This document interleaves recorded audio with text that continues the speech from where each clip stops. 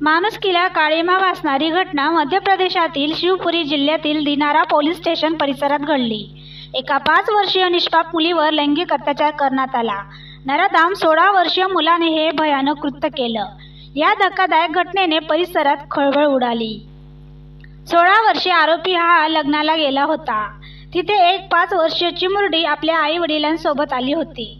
आरोपीने लग्नात प्रमाणाच्या बाहेर दारू पिलेली होती। अशातच त्याची नजर मंडपात खेळणाऱ्या चिमुरडीवर पडली आणि चिमुरडीला बघून त्याच्यातील राक्षस जागा झाला। लग्न सोहळा सुरू होता, परंतु नराधामाची वाईट नजर ही चिमुरडीवरच होती। काही वेळाने लग्न सोहळा आपटला। त्यानंतर आरोपी हा 5 वर्षीय चिमुरडीला एका रिकाम्या खोलीत घेऊन गेला। त्यानंतर आरोपीने निष्पाप मुलीवर बलात्कार केला।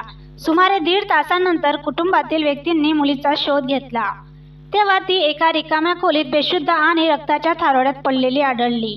तिची ही स्थिती पाहून अनेकांना धक्काच बसला। तातडीने याबद्दलची माहिती पोलिसांना देण्यात आली। पोलिसांनी घटनास्थळी दाखल होऊन चिमुकलीला रुग्णालयात नेले, तसेच पोलीस आरोपीचा शोध घेत आहेत।